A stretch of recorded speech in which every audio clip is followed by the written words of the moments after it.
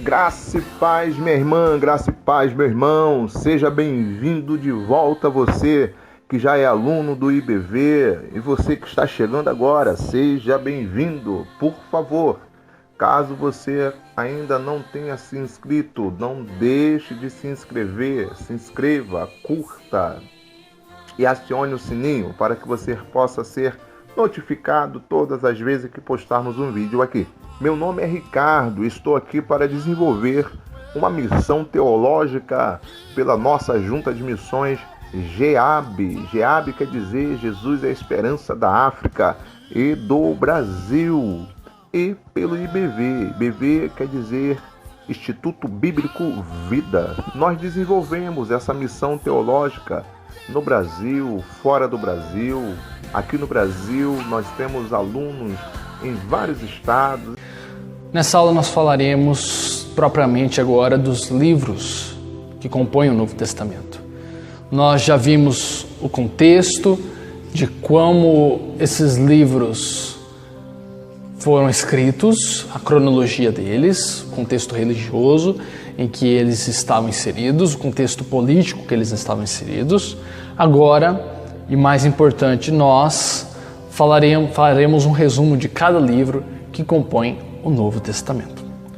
É importante novamente ressaltar que tanto o conteúdo desta aula são apenas introdutórios. Eles não substituem a leitura da Bíblia, do Novo Testamento, ok? Primeiro nós falaremos do Evangelho sendo apresentado nos 4 Evangelhos.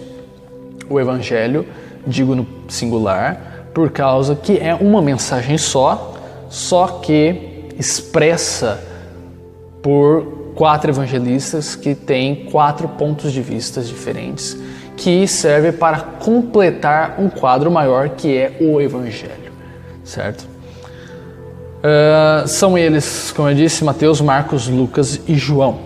Iniciemos por Mateus. Mateus, também conhecido como Levi, apóstolo de Cristo, ele era um cobrador de impostos e do primeiro século antes de se converter. Ele foi o autor do primeiro evangelho que leva o seu nome. Tá? Esse evangelho foi escrito no ano aproximadamente 60 depois de Cristo.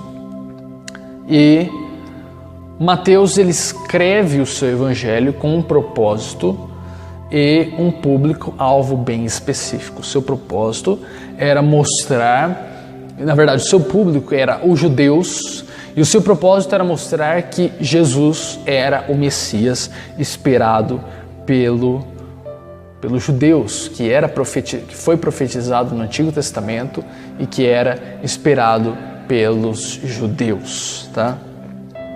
O segundo evangelho é escrito por João Marcos, também conhecido só por Marcos, que foi um discípulo de Cristo, mas ele não era um apóstolo pertencente ao grupo dos 12, ok? Apesar dele ser bem próximo do apóstolo Pedro. Por isso, o seu evangelho ele leva a autoridade apostólica de Pedro. Tá? Muitos até dizem que é o evangelho de Pedro escrito por Marcos. Esse evangelho foi composto aproximadamente no ano 50 depois de Cristo e, diferente do evangelho de Mateus, esse evangelho de Marcos ele tem como alvo apresentar Jesus como um homem que sofre, que padece as mesmas necessidades que os demais homens. Ele não tem uma finalidade com um público só, mas e nem tem o alvo de apresentar Jesus como um rei, como aquele que veio cumprir as profecias sistematicamente do Antigo Testamento, nem dar continuidade do Antigo ao Novo, mas o seu foco primordial, é lógico que ele faz referências a profecias, mas o seu foco primordial é mostrar Jesus como servo, certo? Nós vemos uma questão de velocidade no Evangelho, sendo sempre usado palavras como imediatamente, logo, mostrando Jesus como alguém ativo, que anda de um lado para o outro, que está sempre trabalhando e que está sempre discursando, tá? Marcos, ele tem de forma geral o seu público, o povo romano, e isso mostra porque ele tem Cristo como servo. Roma era mais interessado, o povo romano era caracterizado mais pelo seu interesse em ações do que apenas em palavras. Por isso que mostra muito mais milagres, Jesus indo de um lado para o outro, do que apenas um professor que apenas ensina, tá?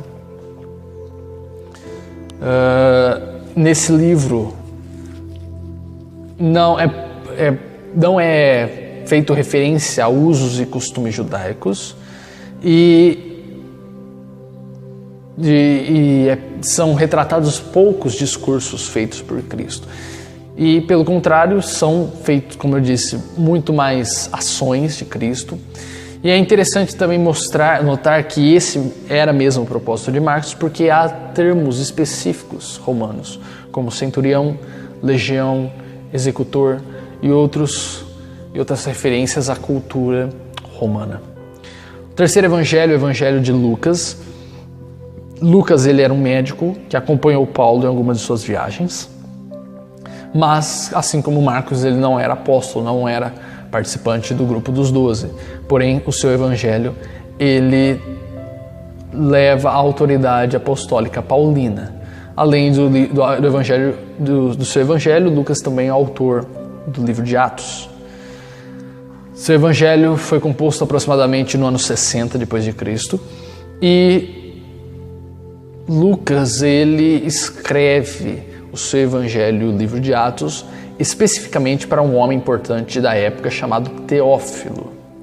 Você pode ver que o primeiro capítulo tanto de Lucas quanto do evangelho, tanto quanto do livro de Atos, ele é endereçado a um homem chamado Teófilo, e Lucas fala que ele fez uma pesquisa acurada para poder ver se procede a fé de Teófilo e a dele, tá? E o foco desse livro é mostrar Jesus como um homem perfeito, satisfazendo a ansiedade, o desejo grego na busca por esse indivíduo, e logo o seu alvo eram os gregos, mostrar que Jesus era um ser transcendente que trazia a expectativa que os gregos anelavam, tá?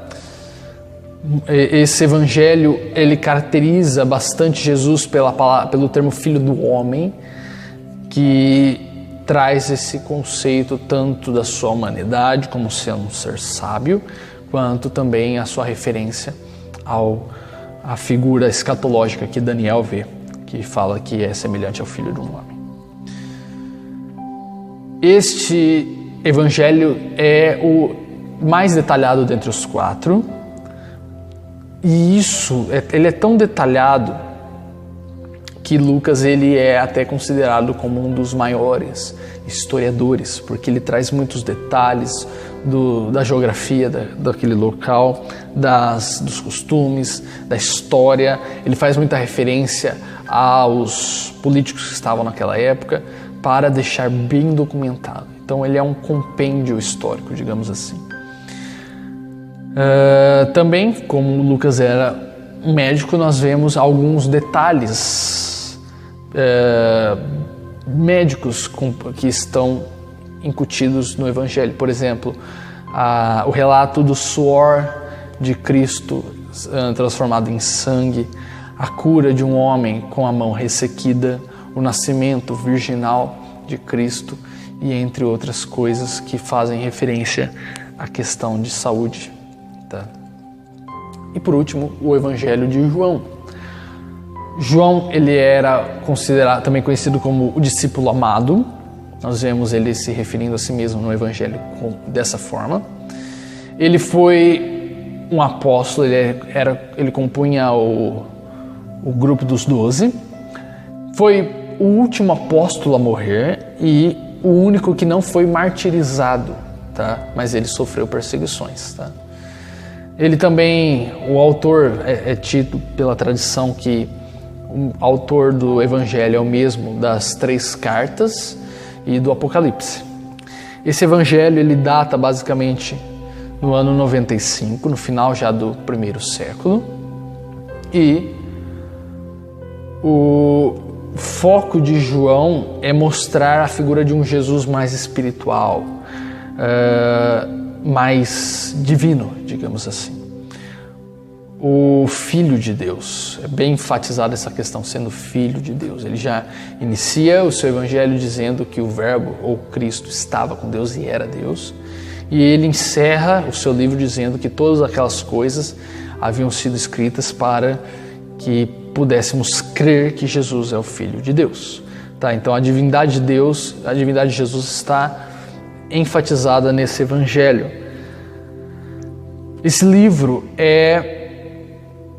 ele se distingue dos outros 3. Os 3 primeiros, Mateus, Marcos e Lucas, são considerados evangelhos sinóticos porque eles têm a mesma história, a mesma sinopse, ok?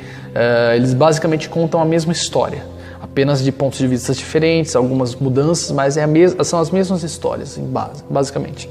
O Evangelho de João já quebra com isso e 93% do seu conteúdo é único, é totalmente diferente dos relatados nos 3 outros evangelhos, ok? Por isso ele não é considerado sinótico, ou seja, ele não tem a mesma ótica ou a mesma sinopse dos outros 3. Ele, para enfatizar a questão da divindade de Cristo, ele traz termos e nomes extremamente profundos, títulos, profundos, atribuídos a Cristo, que eram somente atribuídos a Deus no Antigo Testamento. Portanto, reafirmando assim a sua divindade. Além disso, ele apresenta milagres, apresenta discursos e ações de Jesus que não são encontradas nos outros 3 evangelhos. Logo após vem o livro histórico de Atos dos Apóstolos, que é a continuação do Evangelho de Lucas. Tá? Ele é o único livro histórico e o seu foco é mostrar o início, o que aconteceu historicamente desde a ressurreição e ascensão de Cristo e até a igreja ganhar o seu corpo, mas se expandir pelo Império Romano inteiro e encerra até na prisão de Paulo no ano 64. Então ele data mais ou menos dessa época, do ano 64, do ano 60. Tá? O tema específico é mostrar a propagação do Evangelho.